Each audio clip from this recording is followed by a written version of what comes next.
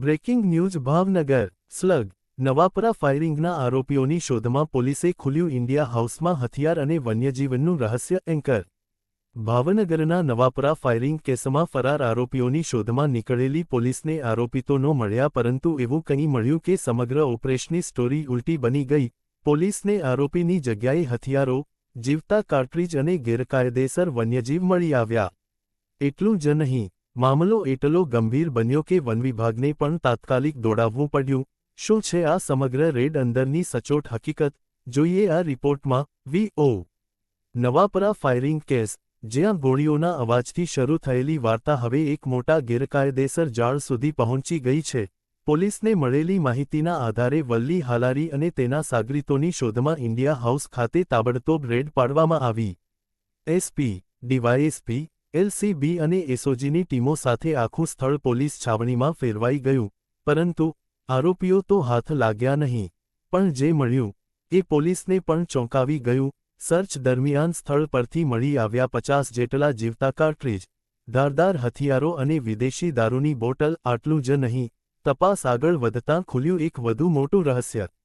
India હાઉસમાંથી મળી આવ્યો વિદેશી પોકેટ મંકી માર્મોસેટ અને સાથે કાળિયાર હરણના 4 શીંગડા આ દ્રશ્યો જોતા જ પોલીસને સમજાઈ ગયું કે મામલો ફક્ત ફાયરિંગ સુધી સીમિત નથી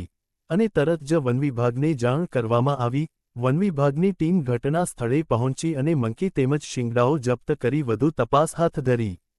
પ્રાથમિક તપાસમાં સામે આવ્યું છે કે વિદેશી મંકી માટે પરમિશન પ્રક્રિયા ચાલી રહી હતી પરંતુ શંકાના ઘેરામાં અનેક પ્રશ્નો ઊભા થયા છે આ સમગ્ર ઓપરેશનમાં પોલીસે ઉબૈદ શેખ અને ઇમદાદ શેખને અટકાયત કરી છે અને હવે તેમની પૂછપરછથી અનેક નવા ખુલાસા થવાની શક્યતા છે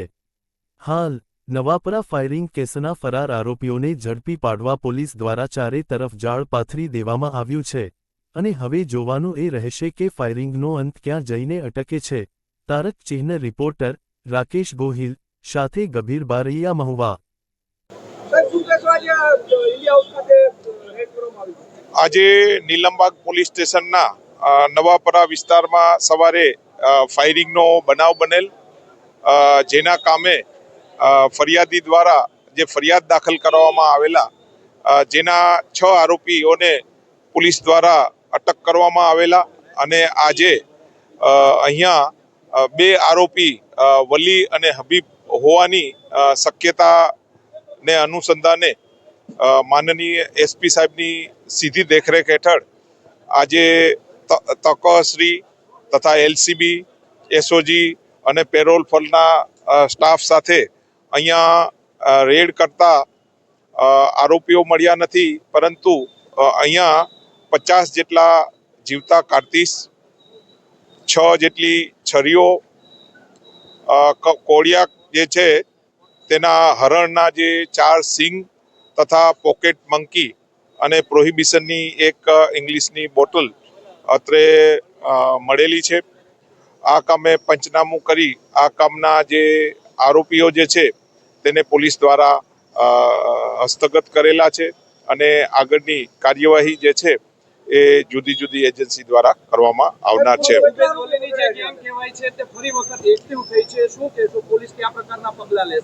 આ કામે હાલમાં જે રેડ દરમિયાન જે જીવતા કાર્તીસ જે છે તે મળેલા છે તો તેના કામે જે આર્મ્સ એક્ટ હેઠળ ગુનો નોંધવામાં આવશે અને આ ક્યાંથી લાવ્યા એની પરમિશન છે કે નહીં એ બાબતે ઊંડી તપાસ હાથ ધરવામાં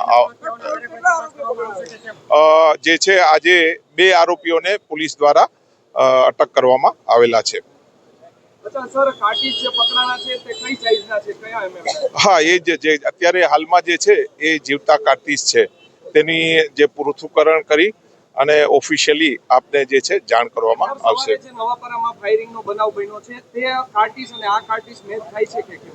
ના એના જે ગ્રુવ્સ છે એ અલગ છે અને આ જે ગ્રુવ્સ બી અલગ છે બિલકુલ આજે જે છે જુદી જુદી જગ્યાએ માનનીય એસપી સાહેબની સીધી દેખરેખ હેઠળ જુદી જુદી જગ્યાએ કોમ્બિંગની કાર્યવાહી હાલમાં બી ચાલુ છે અને આ કામે જે 2 નાસ્તા ફરતા આરોપી જે છે એને વહેલી તકે પોલીસ દ્વારા અટક કરવામાં આવશે બિલકુલ જુદી જુદી જગ્યાએ જે છે પોલીસ દ્વારા કોમ્બિંગ કરવામાં હાલમાં ચાલુ છે અને